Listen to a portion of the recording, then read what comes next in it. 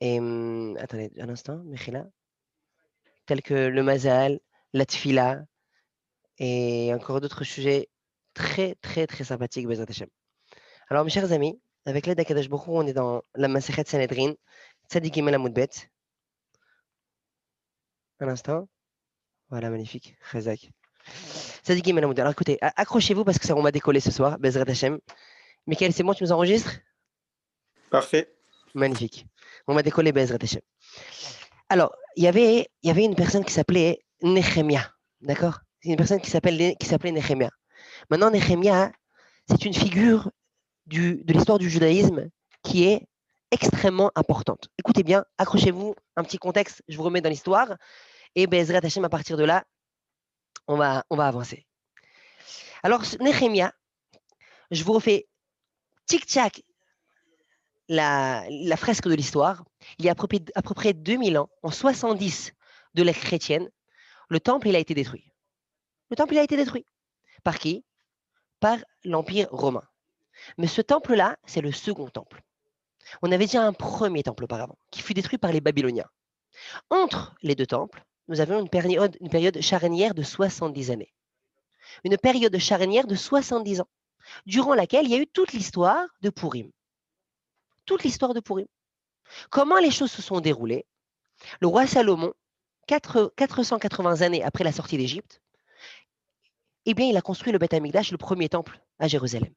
Ce fut peut-être la plus grande merveille au monde.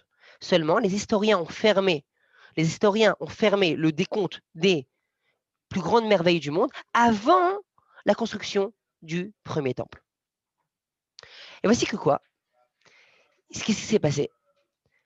Après 400 ans d'existence de ce temple-là, eh bien, l'Empire babylonien est arrivé et il nous a amenés en Babylonie. Arrivé en Babylonie, là, il y a eu quelque chose de terrible. En 70 ans, en 70 années, le peuple juif s'est assimilé de manière incroyable.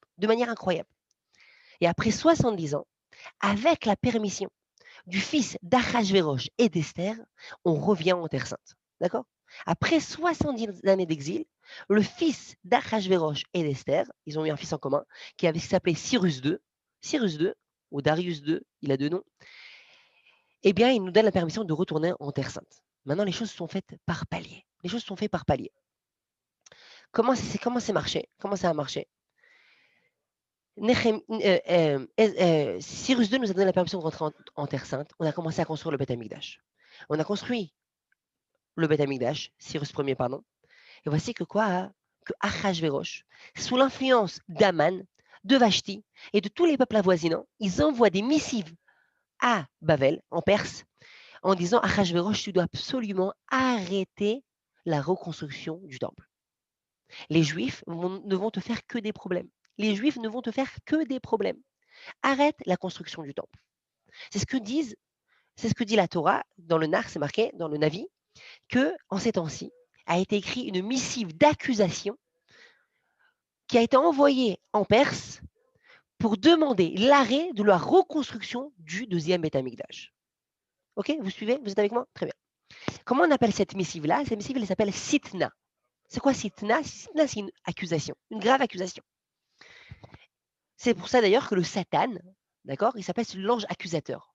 Le Satan, c'est pas chez nous comme dans d'autres religions. On fait des représentations du Satan avec une fourche et il kiffe faire à la broche des personnes, des fauteurs, il kiffe les faire passer à la broche. Chez nous, c'est pas ça le Satan. Le Satan, chez nous, c'est important que je m'arrête là, sur ça. Le Satan, chez nous, c'est l'ange accusateur. Ça veut dire quoi l'ange accusateur? Nos sages disent ou à Yetzerara, ou à Satan, ou Malachamavet. Nos sages disent ce même ange-là, il est chargé d'être le Yetzerara, ces instincts qui vont te chatouiller. D'accord? Chacun son Yetzerara. C'est pour un, c'est le vol, l'autre, c'est la nourriture qui est interdite, l'autre, c'est les dames, peu importe, etc. Chacun son Yetzerara. Eh bien, c'est un ange qui est là et qui essaye de convaincre la personne de faire autre chose que. Bonsoir Jérémy. Mais de faire autre chose que le Retson d'Akadosh Baruch Hu. Ça, c'est l'Yetzerara. Donc la personne maintenant, il passe devant le McDo, il y a un grand M en jaune, Il y a l'horaire du Gan Eden. Non, c'est pas le Gan Eden, c'est le Guéhinam. Ouais, il passe à côté. Ouais. Il se dit, ah, je suis obligé de rentrer. Non, oui, non. Il y a une lutte intérieure et il y a une force spirituelle qui s'appelle le Yetzerara, qui est là, qui essaye de le convaincre de rentrer. Et après une lutte peut-être acharnée, eh bien, il ne se retient pas, hop, il rentre dans le McDo. Alors, qu'est-ce qui se passe? C'est quoi l'étape d'après? Quelle est l'étape d'après? C'est que cette force-là spirituelle, ce Yetzerara, comme on dit, cet ange-là, eh bien, au ciel, il est Satan. Ça veut dire quoi? Il est Satan, il est ange accusateur. Il est ange accusateur. Et après, qu'est-ce qui se passe? Il y a un jugement dans le ciel. Il y a le pour, il y a le contre, on pèse, et voici que quoi? Que si il est chargé de donner la punition à l'homme, c'est qui cet ange-là qui est chargé? C'est qui le Malach Hamavet? C'est qui l'ange de la mort? Eh bien, c'est le Satan. D'accord? Il a trois casquettes. Il est Yetzerara, il est Satan, il est Malach Hamavet. Donc, dans la religion juive, le Satan n'est pas une personne qui s'est séparée de Dieu, comme comme les chrétiens le croient ou d'autres religions. Non, Chas v'shalom, il fait son job. C'est quoi son job? C'est d'être mégared, c'est-à-dire de persuader la personne de faire autre que le Retzon Hashem. Très bien. Je ferme la parenthèse. Sitna, le mot Satan veut dire donc accusation. En Perse, ils ont reçu donc le message, la Achashverosh, il a reçu le message que le peuple juif est en train de reconstruire le Beth Amikdash. Directement, une missive est délivrée à Jérusalem. Le deuxième temple, sa construction est en arrêt. Et ce, mes chers amis, peu de personnes le savent, durant toute l'histoire de Purim, où là maintenant on fait focus sur ce qui se passe en Perse, avec Achashverosh, avec Esther, et ça sur 13 années. L'histoire de Purim, elle a duré 13 années. D'accord? Et à la 14e année, Achashverosh, il meurt. D'accord? Eh bien, en parallèle, il y avait des Juifs en terre d'Israël, et qui faisaient des corbanotes. Bien que la construction du Beth Amikdash n'était pas achevée, mais on faisait des corbanotes. Même si c'était encore en construction, on faisait des sacrifices.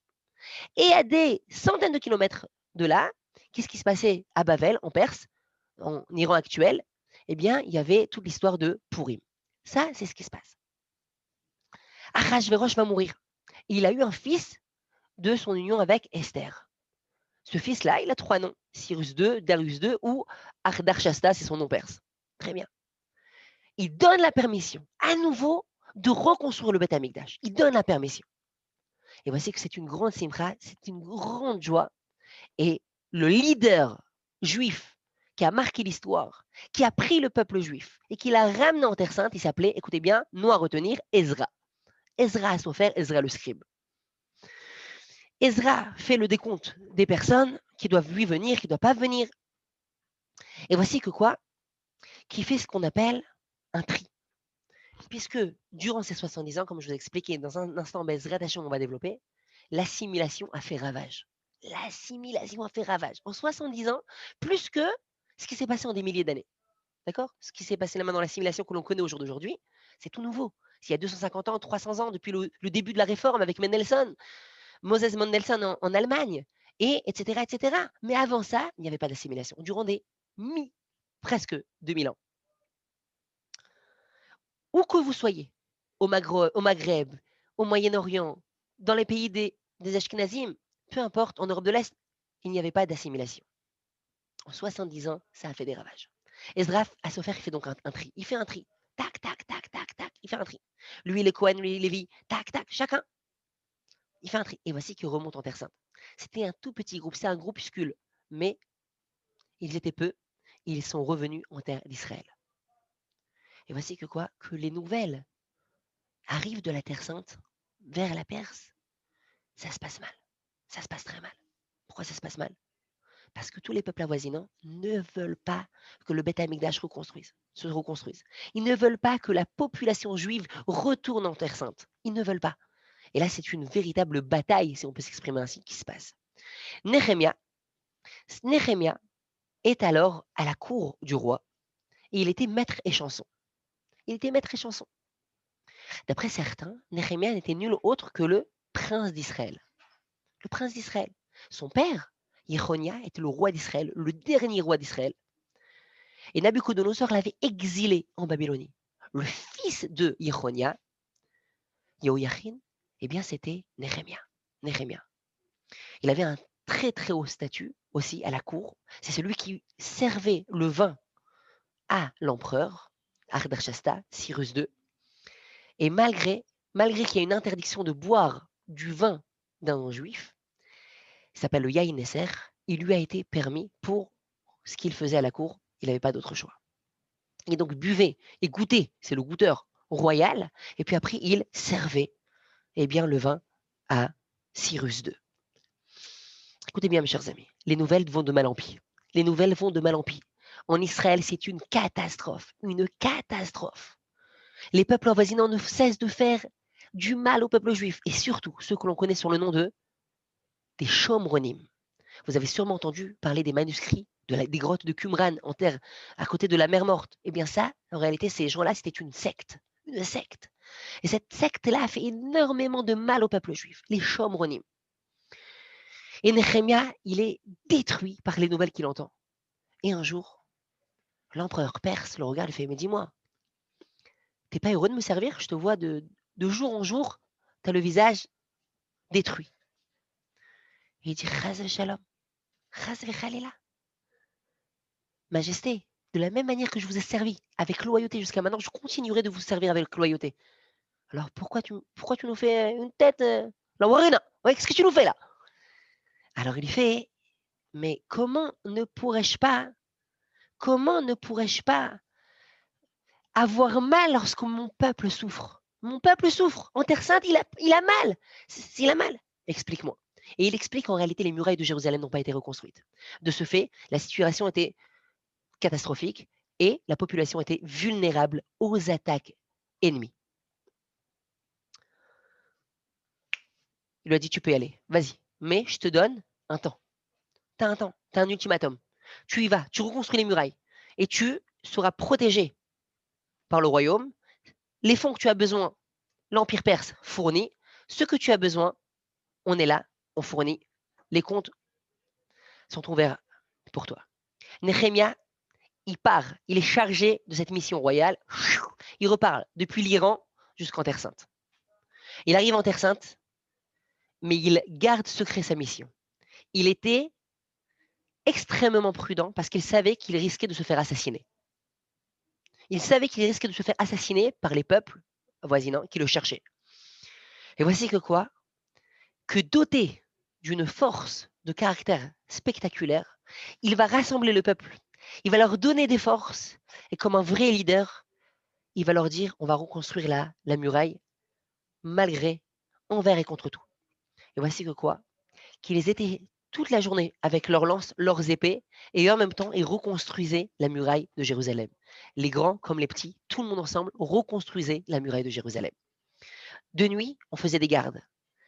Et la construction se faisait, mais de manière miraculeuse. Les jours passaient, les peuples ennemis ont été pris de panique. Ils ont maintes fois appelé Nehemia, viens, on veut te parler, viens.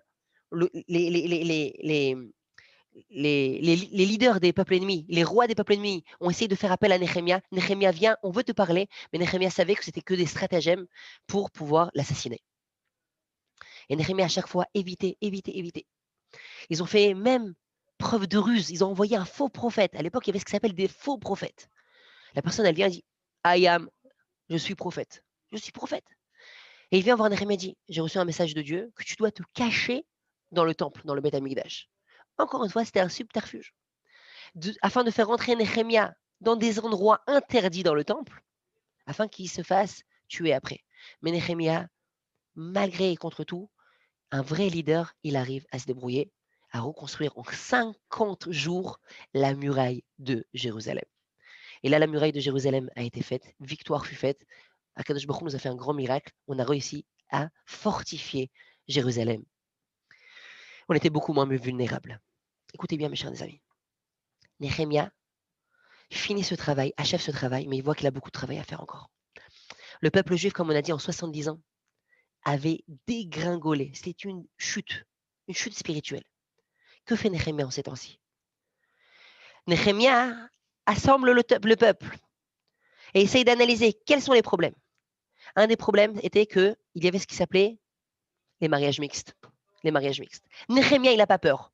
Il voit parmi les plus puissants du peuple juif, malgré les mariages mixtes, il arrive vers lui et lui dit, tu divorces de ta femme. Il n'y a pas. Mais je suis Cohen et il n'y a aucun problème. Il dit, il n'y a pas. J'ai pas peur de toi. Ou tu divorces de ta femme non juive, ou tu ne pourras pas servir dans le temple. Ou tu ne pourras pas servir dans le temple. Et voici que quoi qu'il a chassé cet homme-là, malgré sa puissance, malgré son influence, et tout le peuple juif a lâché leur femme qui était non juive. Ils ont pleuré et il y a eu une grande chouva qui s'est passée. Pareil pour Shabbat. Il y avait des marchands qui venaient de l'extérieur. Il a fait mettre des portes. Il a fait interdire l'entrée Erev Shabbat. À tel point que quoi? À tel point que les gens ont arrêté de travailler. Les gens ont arrêté de travailler le Shabbat. Etc., etc., etc., etc. On peut s'allonger sur ce qu'a fait Nehemia. Mais dès que sa mission fut finie, Nehemia a dû repartir en Iran.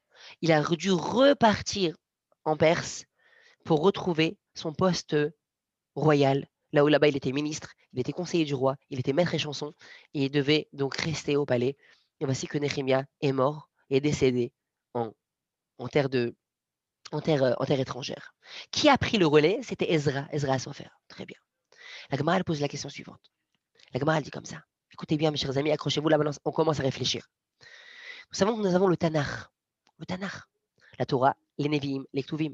La Torah, les prophètes et les hagiographes. C'est en réalité les parties de la Torah qui sont écrites. Shira Shirim, la Megillat Esther, la Megillat Ruth. Très bien. Ça, c'est ce qui doit être écrit. Ça doit être écrit. Ça doit être transmis de manière écrite. Maintenant, il y a un problème. Donc ça, je dis, il y a un fait surprenant.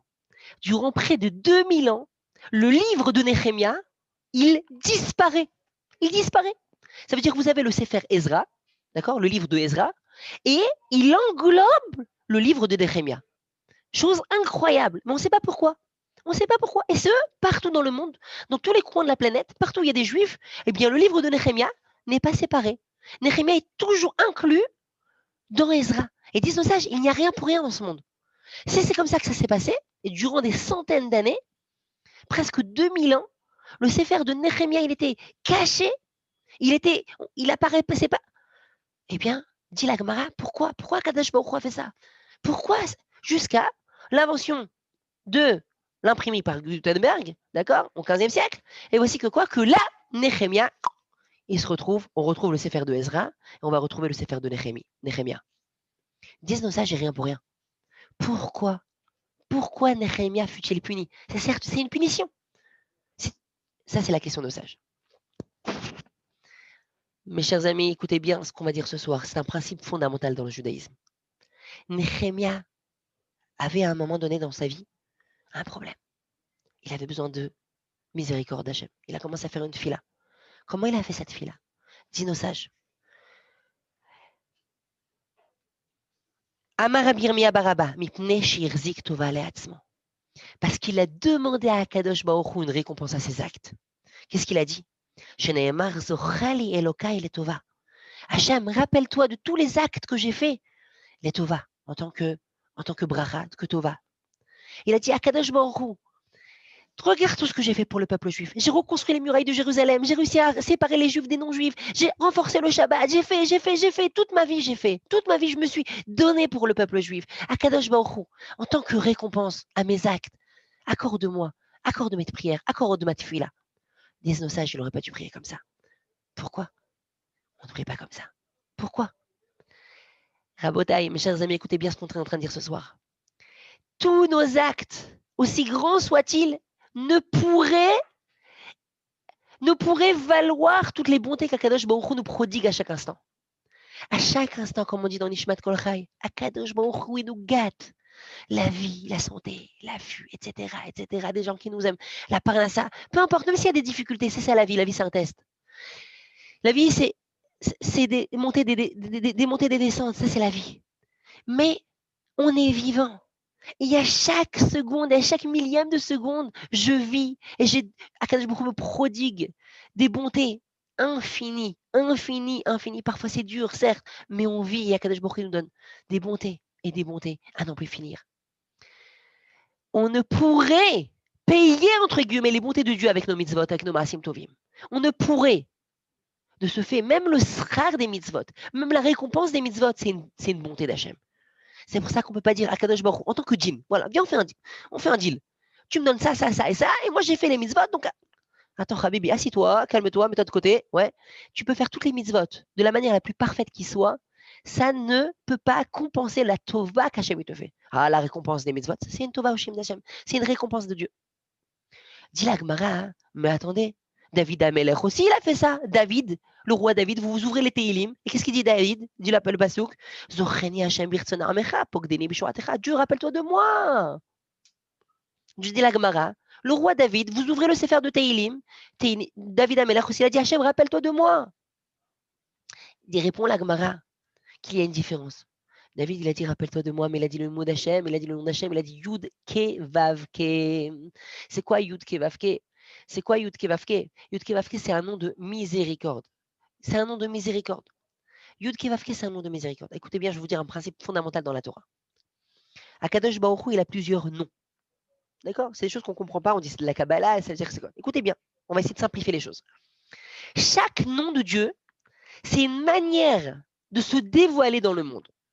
Chaque nom d'Akadosh Baruch Hu, c'est une manière de, dévoiler dans le monde, de se dévoiler dans le monde. Parce qu'en réalité, on ne peut pas, l'être humain ne peut comprendre le divin. La matière, nous sommes matière, certes, nous avons une partie spirituelle en nous, mais l'homme ne peut pas comprendre Dieu. La créature ne peut pas comprendre le Créateur. Alors, qu'est-ce que nous avons? Nous avons uniquement les éléments qu'il a choisi de dévoiler à l'humain, de dévoiler.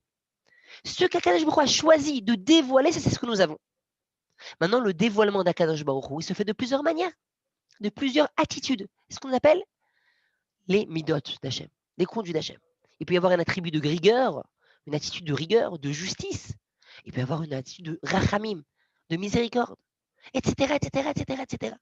Et parfois, Hachem il se dévoile en tant que Dieu des armées, Hachem Tsevakot, d'accord, etc., etc., etc. Donc, le nom définit l'attitude par laquelle Dieu a choisi de se dévoiler dans le monde. Ça, c'est le nom. Entre autres, le nom Yud Ke Vav Ke, le tétragramme, eh bien, c'est une attitude de miséricorde. Miséricorde. Par contre, le nom de Elohim, c'est une attitude de justice. C'est aussi, ça définit la nature. C'est la nature. C'est quoi, c'est la nature? La nature, Akadosh Baruch Hu, il a fait en sorte qu'il y ait des lois de la physique, des lois de physique. Tout est carré, tac, tac, tac, tac, tac. Ça semble l'être. Tout a des lois, d'accord? C'est le nom avec lequel Akadosh Baruch Hu, il se cache, entre guillemets, par la nature. Elohim. Si on comprend ça, vous avez tout compris. Dans la Torah, à chaque fois que vous allez voir Vayomer, Hachem, et Dieu, il a dit, avec Yud Ke Vav Ke, ça veut dire là, c'est un attribut de miséricorde. Mais quand c'est marqué Vayedaber Elohim, et Dieu a parlé, et marqué le mot Elohim, c'est maintenant un attribut de justice. Et c'est ce que vous allez voir dans l'ouverture de la mer Rouge, quand on chante dans la Haziachir, Hachem Ishmel Chama, Hachem Shemo, là-bas on dit que quoi? Que Dieu il a adopté deux attributs. Un attribut de Ishmel Chama, comme un guerrier, et une attitude de miséricorde. Au même moment, au fin fond de la mer, pour les Égyptiens, c'était de la justice. Et de l'autre côté, Akadosh Baruch Hu, eh bien, protéger son peuple. Tel un père qui protège son fils, et de l'autre côté, il est en train de se battre. Il est en train de se battre contre les ennemis. Au même moment, Dieu, il était en train d'agir avec deux attributs. Un de justice et un de miséricorde. David Amelech a demandé Rachamim à Hachem. David Amelech, il a demandé à Kadosh Baruch Hu, rappelle-toi s'il te plaît de moi, mais en tant que miséricorde. Alors que Néhémie a demandé en tant que justice. À Kadosh Baruch Hu, c'est un Dieu. Dieu, c'est un Dieu. Et ça, c'est une erreur à faire dans la vie, à ne pas faire dans la vie. C'est de prendre les choses comme un Dieu. Et j'ai reçu ça de mon maître. Et il m'a dit que énormément, sache, il m'a dit comme ça, Yoshua, énormément de problèmes dans le couple, entre parents, enfants, ou avec soi-même, dans sa relation avec Dieu, pourrait disparaître juste en changeant de manière de voir les choses. Si tu ne prends pas les choses comme un Dieu, si tu ne prends pas les choses comme un Dieu avec Hachem, avec ta femme, avec ton mari, avec tes enfants, avec ton père, il me doit ça, ouais.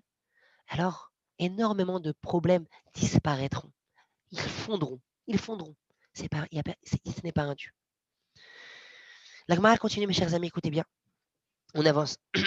La Gemara dit comme ça. Elle dit qu'il y en a qui disent que la deuxième faute de Néhémie, c'était quoi? Parce qu'il a fauté d'une différente manière. C'était pas parce qu'il a demandé en tant que Dieu, Parce qu'il a dit comme ça, écoutez, je vous explique. Il a dit comme ça. Il a dit, "ובהפרות הראשונים אשר לפניי יכבדו על העם, ויקחו מהם בלחם ויין 1 כסף שקלים 40." Il a mal parlé des générations qui le précédaient. Ça veut dire quoi? Il a mal parlé des générations qui le précédaient. Il a dit, il a écrit, il a dit, tous ceux qui étaient avant moi, ils se sont mal occupés. Ils se sont mal occupés des enfants d'Akadosh Baruch Hu, ils sont mal occupés.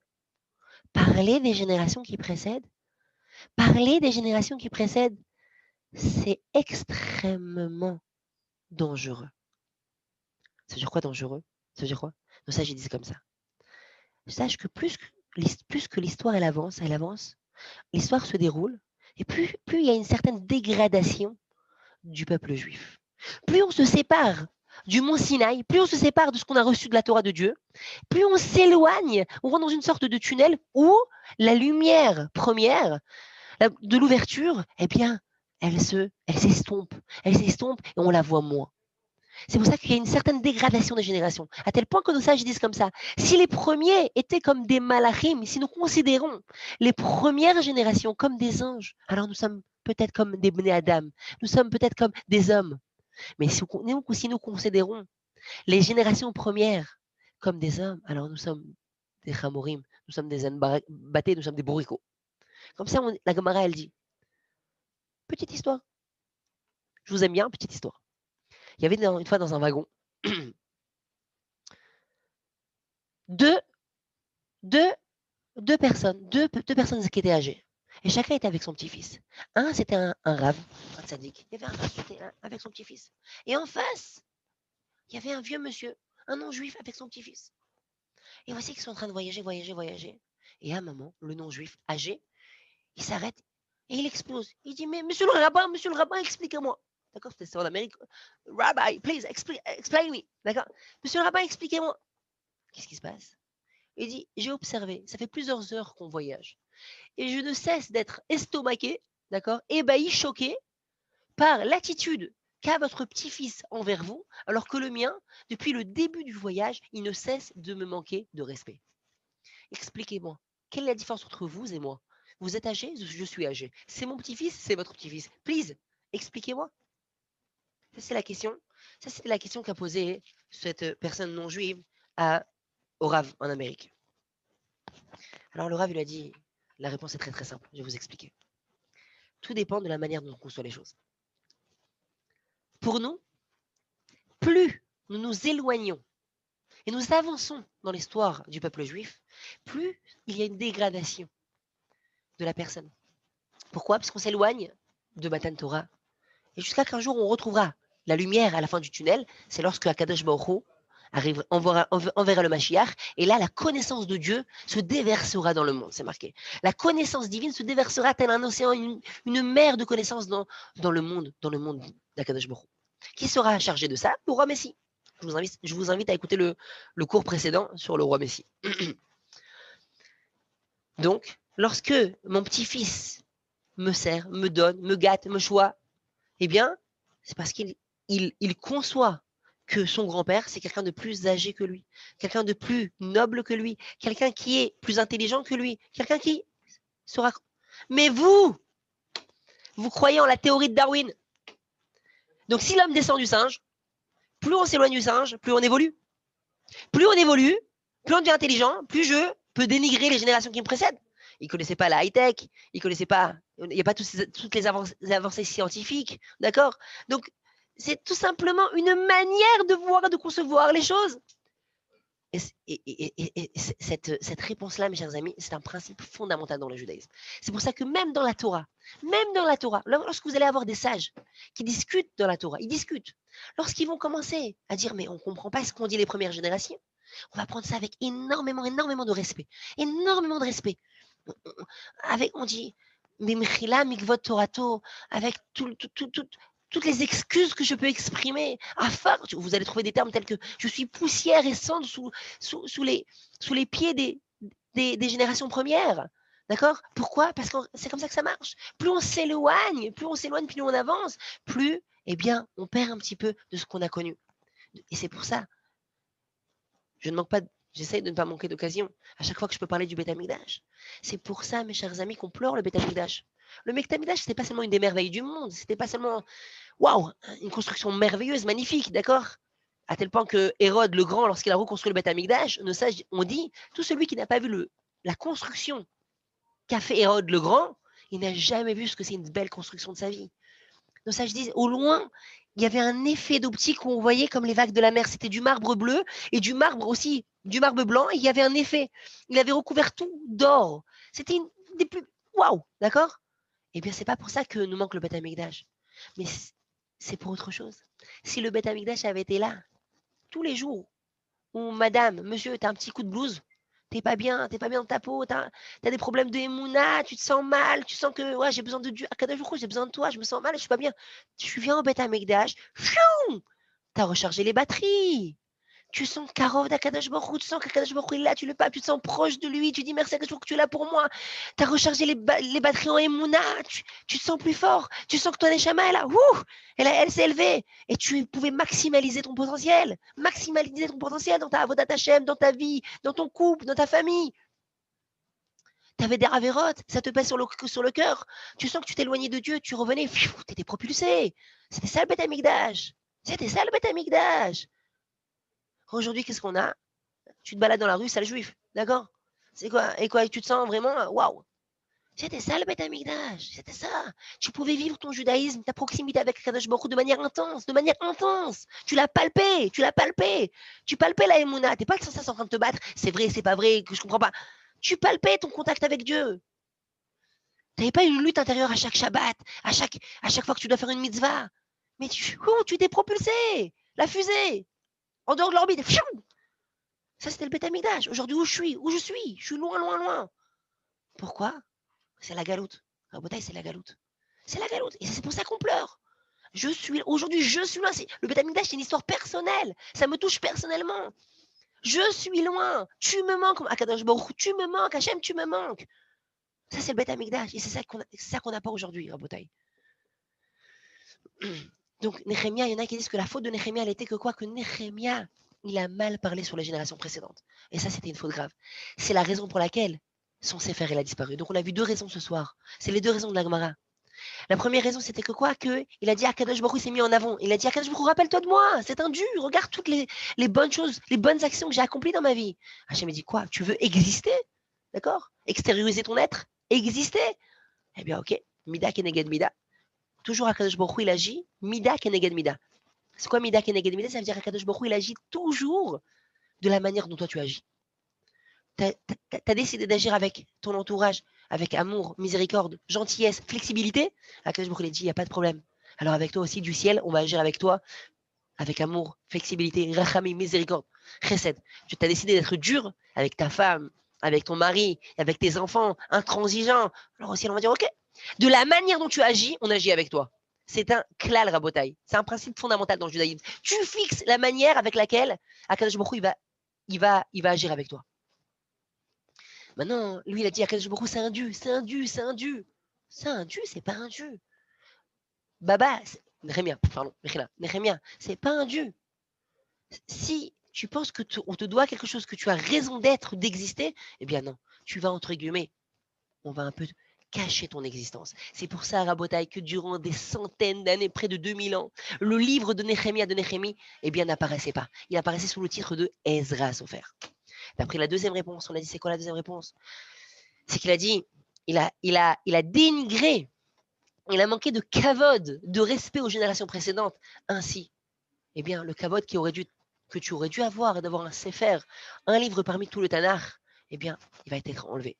Et ce, jusqu'à la génération où l'imprimante a vu le jour, est né, et là, le Chida, ce grand sage, il a dit, Akadosh Baruch Hu l'a décidé, que la punition de Néhémie était finie, et c'est à partir de ce moment-là, dans les générations, que va apparaître le Sefer de Néhémie. Aujourd'hui, là, vous allez dans une synagogue, vous prenez le Sefer de Néhémie, vous l'embrassez, vous dites, oh, d'accord, il est revenu. Rabotai, on continue. Maintenant, on va passer sur le Mazal. Accrochez-vous. D'accord? Là, on va parler du Mazal. Alors, c'est quoi le Mazal?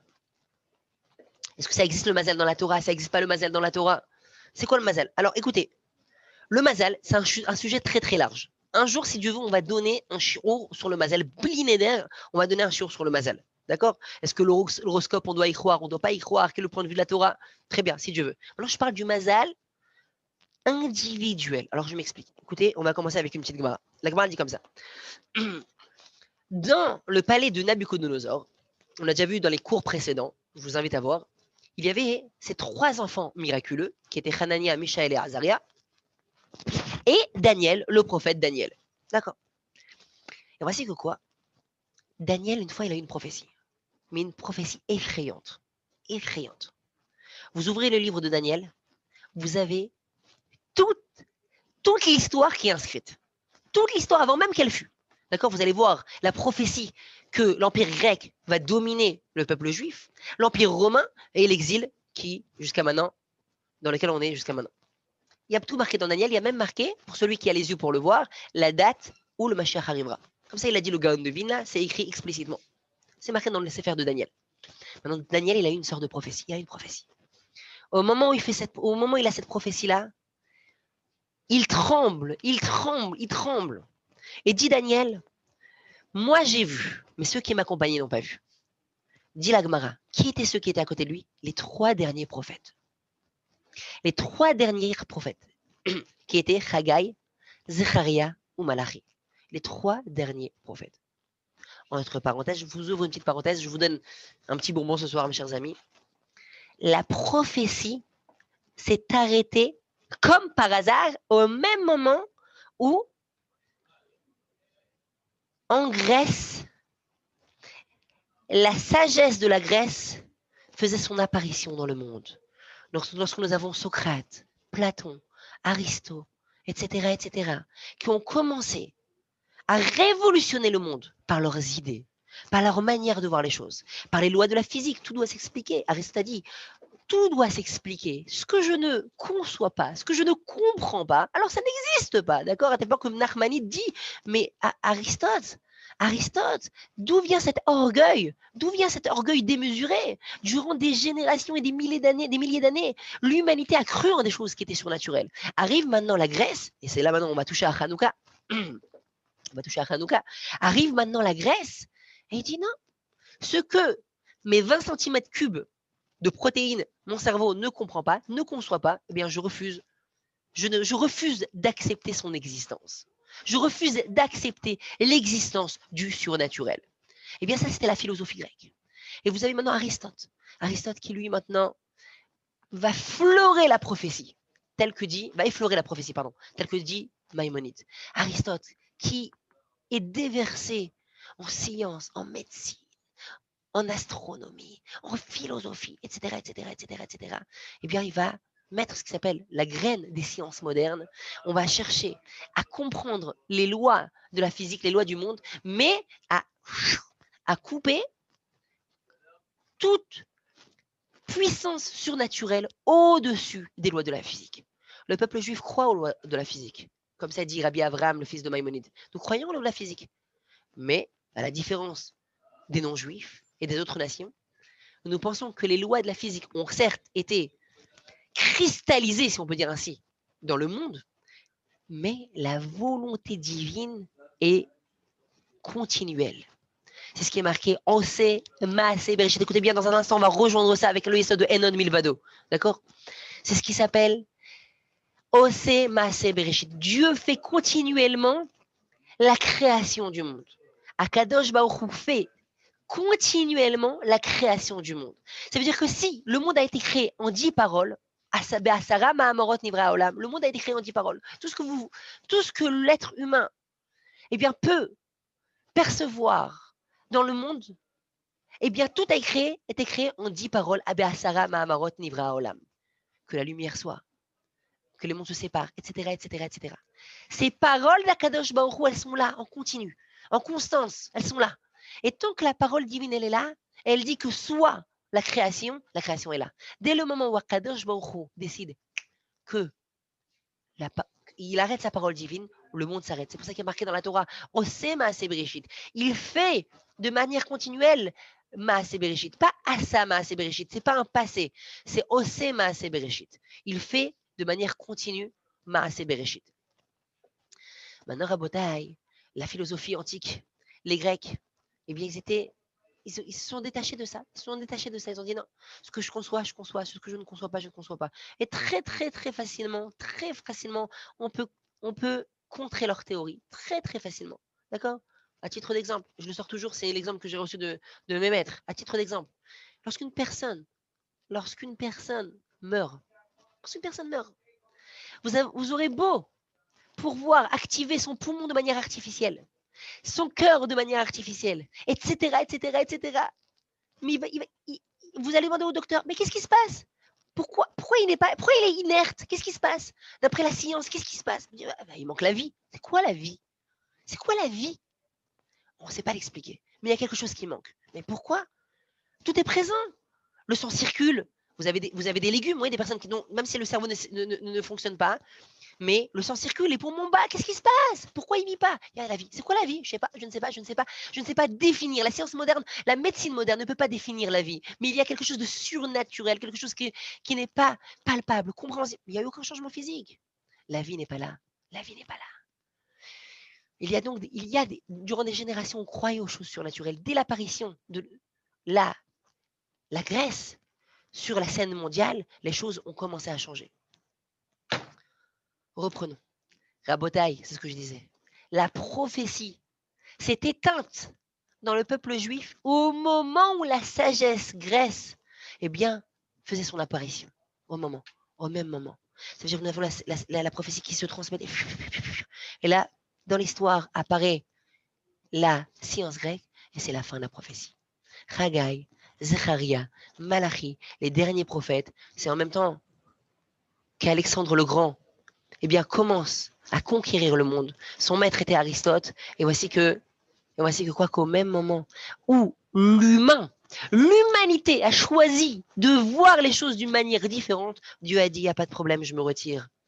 Parce que c'est un principe fondamental dans le judaïsme et dans la Torah. Il y a ce qui s'appelle le libre arbitre. Le libre arbitre, c'est quand j'ai le choix. Si je te montre clairement mon existence, dit Dieu, alors tu n'as plus de choix. C'est ça tout le travail de l'humain. C'est par là qu'il se démarque de l'ange. C'est par là que l'homme se démarque de l'ange. Maintenant, si l'humain choisit de dire non, je refuse, je ne veux pas, je n'accepte pas de voir des choses surnaturelles, Dieu va dire, il n'y a pas de problème. Tu as choisi de voir les choses de manière athéiste, eh bien, il n'y a pas de problème. Je me retire. Akadosh Baruch Hu se retire. C'est la raison pour laquelle ce n'est pas une coïncidence. La prophétie s'arrête en même temps que l'empire grec commence à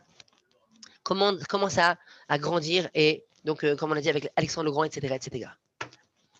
Revenons. Daniel a maintenant une prophétie. Maintenant, il est en pleine peur. Il est accompagné des 3 derniers prophètes, Haggai, Zecharia, Malachi. Mais eux, ils ont tellement peur qu'ils partent et vont se cacher. Haggai, Zecharia ou Malachi partent et vont se cacher. Or, la Gemara dit, je ne comprends pas, qu'est-ce qui se passe? Daniel, c'est le seul qui a la prophétie. Daniel, il a la prophétie, et Haggai, Zecharia et Malachi, qu'est-ce qui se passe? Ils sont partis se cacher. S'ils n'ont pas eu la prophétie, s'ils n'ont pas eu la vision, pourquoi vont-ils se cacher? Comment ils ont ressenti comment ils ont vu ça? Comment ils ont pu percevoir ça? Dit la Gemara quelque chose d'incroyable. Rabotaï, accrochez-vous, mettez vos ceintures. Dit la Gemara. Même si eux n'ont pas eu cette vision prophétique, mais leur mazal a ressenti quelque chose. Même si eux n'ont pas vu, certes, eux n'ont pas vu. Ils n'ont pas vu ce qui allait se passer dans les générations précédentes. Ils n'ont pas vu.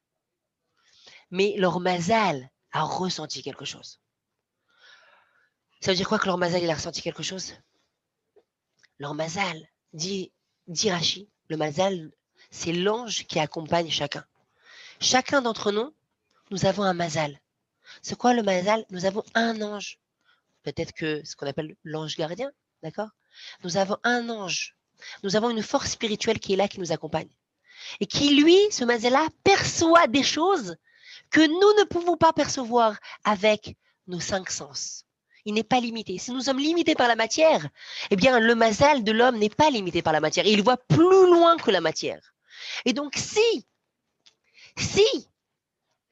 comment s'appelle-t-il, Daniel a perçu, et a vu cette vision prophétique. Il a vu ça. Eux, leur mazal, eh bien, a pu voir que quelque chose de terrible allait arriver, et c'est pour ça qu'ils ont eu peur. C'est pour ça qu'ils ont eu peur, c'est pour ça qu'ils sont partis se cacher. C'est le mazal de chacun. Là, nous arrivons à encore un principe qui est fondamental. L'homme est la seule créature qui a une dualité. Toute créature dans le monde est soit céleste, divine, telle que les anges, ou matière, avec ce que le Ramchal, Rabbi Moshe Chaim Luzzatto, qui était un grand kabbaliste il y a à peu près 200 ans, une matière qui est extrêmement fine, qui se rapproche du spirituel, ça s'appelle le nefesh, cette partie de l'âme qui est qui est plus matière, qui est la plus matière, mais c'est aussi la forme de la matière de la manière la plus raffinée, c'est ce que l'animal a. Le seul qui a ce binôme-là, eh bien c'est l'homme. C'est ce qu'on dit dans le Hachar Yatzar. On dit Baruch ata Hashem, Elokeinu melech haolam, rofer kol basar umafli la'asot. Akadosh Baruch Hu, tu guéris toute chair, toute personne. Et c'est quoi umafli la'asot? Tu fais les choses de manière extraordinaire. Qu'est-ce qu'il y a donc d'extraordinaire? C'est qu'Akadosh Baruch Hu, il arrive à lier deux choses qui sont antinomiques et il arrive à faire en sorte que ces deux choses-là vivent à chaque moment ensemble. C'est l'âme et le corps. Cette partie qui est divine, céleste, spirituelle, eh bien, qui est à l'intérieur de quelque chose qui est matière. Et c'est la seule créature qui possède ça. Même ce qu'on appelle les démons, on avait parlé la dernière fois, il y a 2 shiurim, des démons. Les démons, on a dit se procréer, les démons mangent, boivent, etc., etc. Il faut comprendre ce que ça veut dire, d'accord? Mais c'est marqué que leur corps n'a pas été fini. C'est ce que ça s'appelle. Leur corps n'a pas été fini. C'est la paracha de la semaine dernière. Rabotaï, c'est la paracha de la semaine dernière. Qu'est-ce qu'il y a marqué dans la paracha de la semaine dernière? À la fin de la paracha, Avraham Avinu, il a eu d'autres enfants. Et après, qu'est-ce qu'il a fait de ces enfants-là? Il les a envoyés bien au loin d'Yitzhak. Il leur a donné des cadeaux. Il leur a dit bien loin de mon fils Yitzhak. Vous ne restez pas en terre sainte, en terre d'Israël, vous allez en Extrême-Orient. Qu'est-ce qu'ils disent nos sages? Qu'est-ce qu'ils disent? C'était quoi les cadeaux? C'était toute la sorcellerie. Tout ce qui est sorcellerie, démons, etc., c'était les cadeaux que Abraham a donnés à ses autres enfants et qu'il a envoyés après en Extrême-Orient. C'est pour ça qu'aujourd'hui, vous allez trouver en Extrême-Orient encore des bribes de sorcellerie, de démons. C'est pourquoi j'appelle ça des bribes, parce qu'il y a énormément qui a disparu, énormément, et c'est pour ça qu'il y a 2 raisons. Je ne sais pas si on va s'allonger ce soir, mais il y a énormément qui a disparu. Donc, vous avez des bribes de tout ce qui est surnaturel, entre autres ce qu'on a dit tout à l'heure, que dès le moment où l'homme a choisi la possibilité d'être athée, la possibilité de ne pas croire au surnaturel, à l'époque, l'erreur que l'humain faisait, il a donné aux enfants qu'il a eu avec Agar. Oui, effectivement, Chazak, Ketora, Agar. Oui, tout à fait, Chazak. D'accord? Donc, même si, puisque l'homme a choisi d'opter pour l'athéisme, pour une telle option, d'accord, pour que, alors il n'y a pas de problème, je me retire, j'enlève tout ce qui est surnaturel. C'est pour ça que vous allez avoir des grands-mères ou des arrière-grands-mères qui disent, moi, mon fils, au Maroc, il y avait les genoulim, il y avait les démons, ouais. Attends, mais mamie, ouais, il n'y avait pas Star Wars à l'époque, ouais, je sais pas, d'où tu me sors les démons et les genoulim? Alors quoi, qu'est-ce qui se passe? Mamie, elle est un peu, non, Hazve Shalom, ça existait. Mais plus on avance dans les générations, plus on adopte la possibilité à Hazve Shalom d'être athée, plus Akadosh Baruch Hu dit j'enlève et j'enlève, ça se fait graduellement. Eh bien, tout ce qui est surnaturel, apparition surnaturelle dans le monde. Donc là-bas, vous avez encore des bribes de sorcellerie, et ça existe. La sorcellerie, c'est marqué dans la Gemara, c'est marqué dans la Torah. La Torah a dit qu'un sorcier, il est Hayav Mita. On parlera de sorcellerie, magie noire, ce que vous voulez, une autre fois avec l'aide d'Akadosh Baruch Hu, rappelez-moi, on parlera de ça. C'est ce qui est marqué dans la paracha. Revenons, donc ça c'est les démons. Les démons aussi. Et donc qu'est-ce qu'il leur a donné? Il leur a donné aussi tous les noms des démons. Les noms des démons, si une personne elle arrive à faire jurer un démon, elle peut avoir le contrôle sur lui. Aujourd'hui, vous ne pouvez pas faire ça. C'est extrêmement dangereux de faire ça. Parce que si une personne n'a pas le niveau spirituel requis, d'accord, alors elle peut se faire mal. D'accord. Bon, on ne va pas s'éloigner sur ce sujet-là, mais d'accord. Donc le démon, c'est une personne c'est une créature qu'Akadosh Baruch Hu, il a créée juste avant le 6e jour, juste avant Shabbat, et donc le corps, la matière n'a pas été fini. Donc c'est en réalité celui qui est à cheval entre l'ange et l'homme. D'accord? C'est le démon, comme disent nos sages, que si nous avons le minéral, le végétal, l'animal, l'homme, eh bien, nous avons entre les, comme ça dit le Gaon de Vilna, entre chaque catégorie, nous avons une catégorie charnière. Nous avons une catégorie charnière qui est Misa Misa. Il y a une créature qui est mi-minérale, mi-végétale, une créature qui est mi-végétale, mi-animale, une créature qui est mi-animale, mi-humaine, et une créature qui est mi-humaine, mi-céleste, si on peut s'exprimer ainsi. D'accord, je ferme la parenthèse. Donc Daniel, lui, a vu. Daniel, lui, a eu peur, lui a tremblé, mais il est resté, il a vu. Nos sages disent, qu'est-ce qui se passe avec Haggai, Zecharia ou Malachi? Pourquoi se sont-ils enfuis? Répond nos sages, parce que même si eux n'ont pas pu voir, ils n'ont pas vu cette prophétie-là, ils n'ont pas vu. Mais leur mazal a pu voir. Leur mazal, il a pu voir. Leur mazal a senti quelque chose. Dit la Gemara, c'est la raison pour laquelle, raconte Rabotai, je vous lis dans le texte, parce que c'est, écoutez bien, la Gemara dit comme ça, Amar Ravina, Ravina nous dit, Shmamina, Haïman de Mivit, celui qui a peur, une peur soudaine. Afalgav de I ou l'Ochazé, même si lui ne voit pas ce qui se passe, il ne comprend pas ce qui se passe. Mazalé Chazé, son mazal voit. Cette peur n'est pas anodine. D'accord? Alors, écoutez, mes chers amis, je veux être clair. Aujourd'hui, c'est pas actuel. Pourquoi c'est pas actuel? Parce qu'aujourd'hui, le monde, il a changé. La Gemara, elle dit dans Brachot, les rêves, il y a une Gemara énorme sur les rêves. Peut-être ce sera aussi un sujet un jour, si vous êtes intéressé, sur les rêves. Des pages et des pages sur les rêves. Si quelqu'un est arrivé comme ça, si quelqu'un est arrivé comme ça, comment ça marche les rêves, les interprétations des rêves, etc., etc. Les rêves, eh bien, peuvent parfois communiquer un message. C'est un 60e de prophétie. À Kadosh Baruch Hu, parfois, du ciel, on envoie un message à l'homme avec le rêve. Avec le rêve.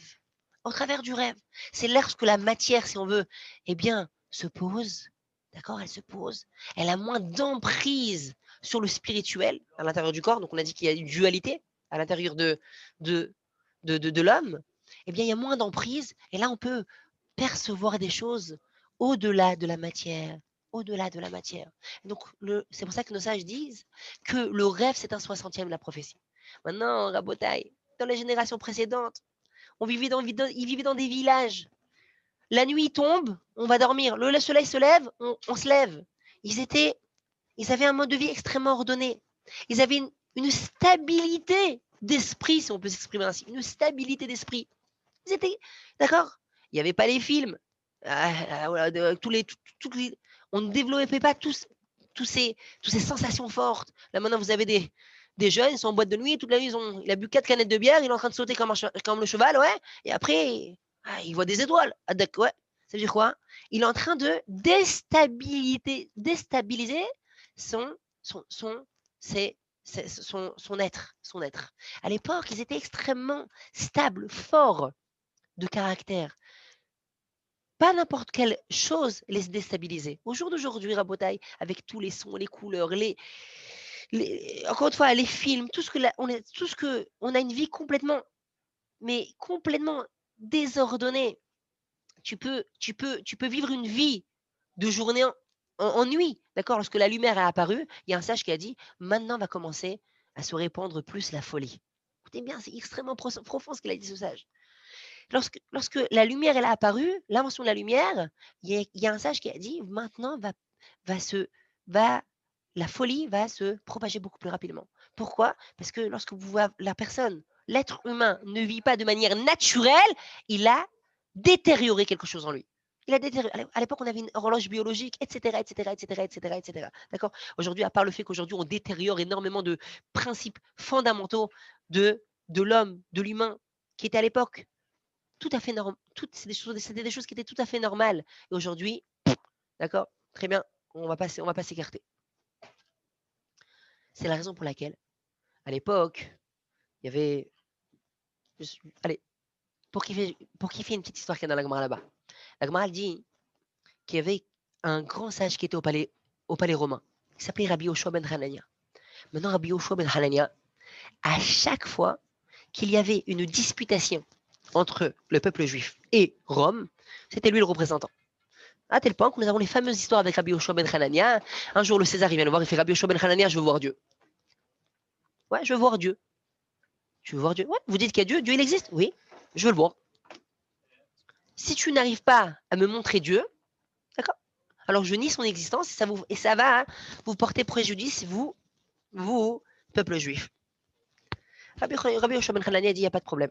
Viens demain, sur le toit du palais, demain midi, je te montrerai Dieu. Tu vas me montrer Dieu? Je te montrerai Dieu. Au lendemain, Rabbi Yoshua ben Hanani, il est là-bas, le César, il arrive, il dit, voilà, il est où Dieu? Il est où Dieu? Rabbi Yoshua ben Hanani, il lui dit, tu vois le soleil? Ouais, je le vois. Fixe le soleil 10 minutes. Je dis, mais attends, tu peux faire reset encore une fois? Attends, encore une fois. Fixe le soleil pendant 10 minutes. Je dis, mais je vais me brûler les yeux. Je ne peux pas fixer le soleil. Je lui dis, attends, je ne comprends pas. Si une des créatures d'Hachem dans l'univers, tu n'as pas la possibilité de la voir, alors qu'il n'est que matière, tu veux voir Dieu? Je n'ai pas compris. Comment tu peux avoir la prétention de vouloir Dieu, de voir Dieu, pardon, de percevoir Dieu, alors que même un élément de la création, tu n'as pas la possibilité qu'il y ait un serviteur d'Akadosh Baruch Hu. Et combien il y a de soleil dans les galaxies, dans les amas de galaxies? Combien nous avons de soleil? C'est qu'une étoile parmi tant d'autres. Tu n'as pas la possibilité, tu veux voir Dieu? Ça, c'était Rabbi Yoshua ben Hanania. Et ainsi de suite, vous avez après coup et après coup. À tel point qu'à la fin de sa vie, Rabbi Yoshua ben Hanania, il va mourir. Et le peuple juif, ses élèves sont là, ils sont en train de pleurer, disent, mais qu'est-ce qui va se passer avec les Romains? Il y aura encore une fois des disputations et des disputations. Et on n'aura pas, nous n'avons pas de répondant. Rabbi Yoshua ben Hanania dit, vous ne vous inquiétez pas. Ne vous inquiétez pas. Dès le moment où je pars, alors Akadosh Baruch Hu aussi, il enlève la chorma chez les autres nations. Parce que Zé, les Oumad Zé à Hachem, c'est un Akadosh Baruch Hu, il fait en sorte que ce soit toujours, qu'il y ait une équivalence, qu'il y ait toujours, que ce soit équitable. Dès le moment où, eh bien, je mourrai, aussi la chorma, la sagesse, elle va être enlevée chez eux. Vous n'allez pas être sans cesse en train de faire ce qu'on appelle des disputations. Pourquoi je vous raconte ça? Parce qu'un jour, le César romain, il appelle Rabbi Yoshua ben Hanania, il lui dit, dis-moi ce que je vais rêver ce soir. Je vous répète. Il dit, Rabbi Yoshua ben Hanania, dis-moi de quoi ce soir je vais rêver. Alors Rabbi Yoshua ben Hanania dit, mais c'est très simple. César, ce soir, le rêve va être comme ça. Vous allez rêver, vous allez être fait prisonnier par les Perses, qui étaient l'armée ennemie. Vous allez être forcé de faire paître des cochons, et ce, avec un bâton d'or. Alors, je répète, Rabotaï, je répète. Vous allez rêver que vous allez être fait prisonnier par les Perses, asservi. Vous allez être obligé de faire paître des cochons avec un bâton d'or. Waouh. Khaled, qu'est-ce qui s'est passé? Au lendemain, qu'est-ce qu'il a dit, le César? Comment t'as su? Toute la nuit, j'ai rêvé de ça. J'ai rêvé de ça, c'était mon rêve. D'accord? Et l'Agma, elle nous donne un yesod, une base, c'est que Freud qui a découvert ça. Et même Freud, dont un jour on parlera peut-être de Freud et de la psychanalyse. Eh bien, c'est que on ne rêve de ce que l'on ne pense. Toute la journée, en fait, il a fait un choc psychologique. Il lui a donné des éléments qui pouvaient le choquer. Il lui a dit, voilà, tu vas être fait prisonnier par l'armée ennemie, des cochons, perdre des cochons avec un sceptre d'or, tac, tac, tac, des éléments qui sont choquants. Afin que quoi? Que le César, toute la journée, il a cogité. Et la nuit, lorsque la conscience, eh bien, ne fait plus barrage sur l'inconscient, donc c'est le schéma de Freud, d'accord? Eh bien, ça, tout réémerge. C'est pour ça que d'ailleurs, en psychanalyse, Freud, il vous mettait sur un canapé pour pouvoir baisser les barrières du conscient et que l'inconscience réémerge, d'accord? Et c'est ce qu'il a fait, c'est ce qui s'est passé, ce que nos sages nous disent. Donc, même les rêves au jour d'aujourd'hui, une personne dit, j'ai fait un rêve, mais un rêve, Leicester, j'ai rêvé qu'un Sefer Torah, il est tombé, etc. J'ai rêvé qu'un tel, il est mort. Ouais. Alors on dit, mon ami, prends avec des pincettes. Ça veut dire quoi? À l'époque, quelqu'un qui faisait un rêve comme ça, il devait jeûner. Il fait un jeûne et il arrivait à effacer le rêve. Même Shabbat, c'était permis de jeûner. Même Shabbat, à tel point, c'était permis de jeûner Shabbat. Aujourd'hui, non. Pourquoi? Dit le Stapler. Aujourd'hui, il y a tellement un bilboul. Les esprits sont embrouillés. Nous avons perdu la stabilité de l'esprit que nous avions à l'époque. Alors, ce n'est plus significatif. Ainsi, pour ce qu'on a dit ce soir, la Gemara, elle dit qu'une personne qui est prise d'un qui est saisie d'une frayeur soudaine, il doit se méfier. Pourquoi il doit se méfier? Parce qu'il y a quelque chose qui se passe. Ah, mais j'ai rien vu, il n'y a rien qui se passe, il n'y a personne à l'horizon. Oui, toi, tu n'as pas vu, mais ton mazal, il voit. Toi, tu n'as pas vu, mais il y a le mazal qui a vu. Aujourd'hui, ce n'est plus actuel. Pourquoi c'est plus actuel? Parce qu'avec tous les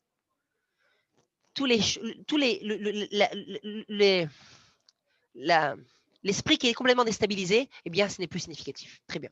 Mais à l'époque, la Gemara donne 3 conseils. Que fait lorsqu'une personne est saisie d'une frayeur soudaine? Que doit faire une personne qui est saisie d'une frayeur soudaine? Et que la Gemara, elle dit que si toi, tu n'as pas vu, sache que ton mazal, ton ange qui est au ciel, il a vu qu'il y a quelque chose qui se passe. Tu dois te méfier. Ton malach, ton mazal, il a vu, il y a quelque chose qui va arriver. Il y a un signal d'alerte. Que doit faire une personne? La Gemara, elle dit, il y a 3 choses à faire. Je vous lis le texte, mes chers amis. Première chose à faire. L'inshof midurte, de sauter d'endroit. Arba garmide, de sortir de ces arba amot. C'est quoi de sortir de ces arba amot? Chaque personne, il a ce qu'on appelle arba amot. C'est quoi arba amot? C'est 2 mètres carrés qui lui appartiennent. Dans la Torah, lorsqu'une personne donne à une autre personne un objet à acquérir, il doit faire un acte d'acquisition. Je répète, dans la Torah, lorsque on donne à une personne un cadeau, une vente, il y a une transaction qui s'est faite, etc., etc., etc., la personne qui va acquérir cet objet-là, il doit faire un acte d'acquisition. Un acte d'acquisition. Entre autres, il y a ce qui s'appelle les arba amot, 2 mètres carrés. Si la personne est dans la rue et il y a un objet qui est Efker, qui n'appartient à personne qui est là, et qu'il veut acquérir avec son domaine, ce qu'on appelle, le fait que c'est ma zone, eh bien, il peut acquérir. Chacun, il a sa zone. Dit la Gemara, ici, si la personne elle a une peur soudaine, elle doit changer de zone. Elle doit changer de zone. Tu bouges. Ça veut dire quoi? On a vu ça avec Avraham Avinu dans la paracha de l'Echlecha. Il y a marqué que Shoné Makom, Shoné Mazal. Quelqu'un qui a une vie difficile, il n'arrive pas à se marier, la parnassa ne va pas, etc., etc. Il a une vie difficile, il a des problèmes dans la vie, ça ne va pas, ça marche pas. D'accord? Il y a des conseils que la Torah te dit. Ton mazal, il est bloqué. Qu'est-ce que tu fais? Tu veux changer de mazal? Il y a des conseils. Entre autres, changer d'endroit, changer de nom, changer d'attitude, c'est la base. En réalité, on change d'endroit et on change de nom pour arriver à un changement d'attitude. C'est pas magique. Et c'est ce qui s'est passé avec Avraham Avinu. Avraham Avinu, Dieu, il dit à Dieu, Dieu, Akadosh Baruch. J'ai vu les étoiles. À l'époque, ils étaient versés en astronomie. J'ai vu. C'est inscrit, c'est gravé dans mon horoscope. Je n'aurai pas d'enfant. Je n'aurai pas d'enfant. J'aurai pas d'enfant. Comment tu peux me promettre une descendance aussi nombreuse que le sable de la mer? Akadosh Baruch lui a dit, oh, sors des étoiles, sors du système des astres, sors. Et depuis, le peuple juif s'est extirpé de tout le système des astres. Je n'avais pas prévu de parler de ça ce soir. Je pensais parler de Enon Milvado. Peut-être qu'on parlera de Enon Milvado la prochaine fois. Alors, je vais vous expliquer un tout petit peu, parce qu'on parle du Mazal. Peut-être qu'on va développer un petit peu les astres. Akadosh Baruch Hu fait en sorte que dans le monde, il y a ce qui s'appelle des tuyaux. Des tuyaux, ah ouais. Il y a des flux. Il y a des flux d'énergie. Ça veut dire quoi, il y a des flux d'énergie? C'est de la Kabbalah, monsieur Béard. Ouais. Non, c'est pas de la Kabbalah. C'est un fait. Nulle matière ne peut exister sans spirituel. D'accord? Elle a besoin d'énergie. De la même manière qu'on comprend ça avec une voiture, d'accord? On a besoin d'une source d'énergie. On n'arrive pas et on n'arrivera jamais à créer une voiture ou ce que vous voulez sans source d'énergie. Le monde est fait de manière à ce que toute chose, la matière a besoin d'énergie. Mais de la même manière qu'il y a une énergie matérielle, d'accord? On a dit qu'il y a une dualité dans l'homme, mais c'est en réalité aussi une dualité dans le monde, d'accord? Le monde a aussi cette dualité-là. Il y a ce qui s'appelle l'âme de l'univers, l'âme de l'univers. Et donc maintenant, vous avez, Akadosh Baruch Hu fait déverser un flux, on va dire comme ça, d'énergie spirituelle pour faire en sorte que le monde soit là, soit présent, Kayam, qu'il existe. D'accord? Comme on a dit, la parole divine, entre autres, c'est elle, la parole d'Hachem, elle fait en sorte que ça existe. Non, comment Kadosh Baruch Hu, il a fait le monde? Hachem, il a fait en sorte que nous avons les constellations, la ceinture des astres. Il y a plusieurs noms antiques qu'on va retrouver dans les écrits. Nous avons toutes les 12 constellations qui sont en réalité un groupe d'astres sur une certaine zone du ciel, d'accord, tout autour de la Terre. Eh bien, vous avez, et on a coupé ça en 12, chaque groupe, et nous avons ce qui s'appelle, eh bien, les 12 signes du zodiaque. Les 12 signes du zodiaque. Chaque astre, parfois même planète du système solaire, ou ces groupes d'astres, sont en réalité le passage par lequel Akadosh Baruch Hu, il a choisi d'amener un flux d'une certaine chose dans le monde, dans un certain domaine. D'accord? Dans un certain domaine. Dans un certain domaine, vous avez ce flux qui arrive là. Et ça existe. C'est comme ça qu'Akadosh Baruch Hu, il a créé le monde. Les astres ont donc une influence sur la matière, sur ce qui se passe dans le monde. Très bien. Où était l'erreur de l'humanité? Dit Maïmonide. Arrive le dor de Enoch, le petit-fils de Adam Arishon. Il dit, mais attends, il y a le soleil, il y a le système solaire, il y a les astres. Et on voit clairement que les astres ont une influence dans le monde. On voit ça, on peut palper, on peut le voir, on peut voir. Donc si les astres ont une influence dans le monde, de la même manière, écoutez bien ce que dit Maïmonide, d'où a commencé la Avodazara, d'où a commencé l'idolâtrie. Attendez, il faut vraiment être fou pour servir un morceau de bois, une pierre, etc. Donc Maïmonide va nous livrer le secret de la Avodazara. Comment l'idolâtrie a vu le jour et né dans l'histoire de l'humanité. Il dit Maïmonide comme ça, il explique Maïmonide comme ça. Il dit qu'en réalité, Enoch, et toute la génération d'Enoch, d'accord? Toute la génération d'Enoch, eh bien, ils ont fait une erreur monumentale. Ils ont dit, puisque Dieu a donné un pouvoir aux astres, il leur a donné un pouvoir aux planètes. Alors, de la même manière que si Terre, lorsque nous avons un roi, vous avez des ministres, c'est la volonté du roi d'honorer, de respecter et d'être asservi aux ministres, et c'est en réalité l'honneur du roi, ainsi, nous devons d'être asservis aux planètes, aux astres. Nous devons de les servir, de leur vouer un culte, d'accord? Mais au début, qu'est-ce qui s'est passé au début? Ce n'était pas déconnecté de Dieu. Nous avons connaissance que quoi? Que les astres étaient en réalité le passage par lequel Akadosh Baruch Hu faisait descendre le flux divin dans le monde. Mais on a commencé à faire des temples. Des temples pour le soleil, pour Vénus, etc., pour des planètes, pour les signes du zodiaque, etc. Et les choses sont allées en se dégradant. Les prêtres ont commencé à vouer un culte uniquement aux astres, en disant que lorsque tu voues un culte aux astres, alors tu arriveras à amener sur toi le flux spirituel de l'astre, encore plus et encore plus. Ils ont commencé donc aussi à faire des représentations matérielles de ces astres-là, et c'est là où sont nées toutes les statues. Et en réalité, mes chers amis, si vous faites une étude historique, d'accord, qu'est-ce que vous allez voir? Toutes les divinités de Rome, eh bien, elles sont en réalité basées sur les divinités grecques. Et toutes les divinités grecques, c'était les divinités mésopotamiennes, etc. D'accord? Jusqu'à, vous allez remonter à l'Égypte, Ra, le dieu du soleil, etc. Vous allez le retrouver aussi dans d'autres cultures antiques, dans notre religion antique, d'accord? Pourquoi? D'où ça part? Parce qu'ils croyaient, et c'est vrai, que le flux dans un certain domaine, c'est Athéna, c'est la déesse de la guerre, où vous avez, etc., d'accord? Eh bien, c'est vrai, il y a une influence bien définie pour chaque astre. Il y a une influence. Seulement, l'erreur était qu'on ne devait pas vouer un culte à ça. Ce n'était pas la volonté divine. Le seul avec qui on doit vouer un culte, c'est Akadosh Baruch Hu. Le seul avec qui on doit vouer un culte. Et on a vu que quoi? Qu'à cause de cette erreur-là, ils ont complètement déconnecté la source qui est Arkadosh Baruch Hu des astres. Parce que les astres n'ont pas un pouvoir à eux en soi, ni le pouvoir de décider quoi que ce soit. Ils n'ont pas ça. C'est juste un passage par lequel il y aura le flux dans le monde.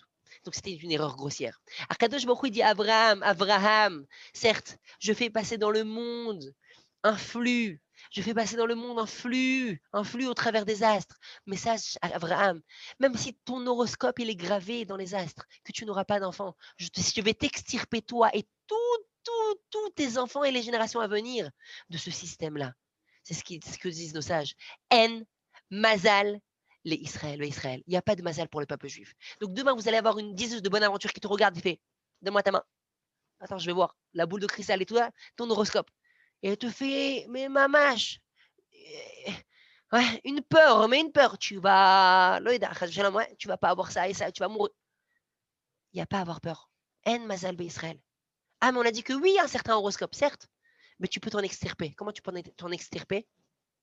Tfila, tchouva, tzedaka, avec tes bonnes actions. Tu peux t'extirper de ton mazal. Et on va finir avec ça, mes chers amis. Avec la fameuse histoire, on connaît tous la fameuse histoire de Rabbi Akiva, ouais, d'accord? Et la semaine prochaine, on continuera ce qu'on voulait dire. On connaît tous l'histoire avec Rabbi Akiva. Rabbi Akiva, sa fille, eh bien, ils lui ont dit, à l'époque, c'était extrêmement versé en astronomie. Aujourd'hui, c'est des charlatans. Mais à l'époque, c'était toute une sagesse. La Gemara, elle parle de ça. Celui qui est né le mercredi, celui qui est né le jeudi, celui qui est né le Shabbat, tac, tac, à telle et telle heure. Toute la Gemara, elle parle de ça. Nos sages, ils savaient ça. Et voici qu'il y a quelqu'un qui s'y connaissait, qui faisait partie des peuples qui s'y connaissaient, qui étaient extrêmement versés. Ils sont partis voir Rabbi Akiva, il lui dit, Rabbi Akiva, le jour du mariage de ta fille, elle va rendre l'âme. Le jour du mariage de ta fille, elle va mourir. Elle va mourir, ta fille, le jour de son mariage. Rabbi Akiva n'a rien dit. Et qu'est-ce qui s'est passé le jour du mariage de sa fille? Rabbi Akiva, à titre de rappel, hein, Rabbi Akiva, il avait 24 000 élèves. D'accord? C'est le grand de la génération. Je ne sais pas si vous imaginez.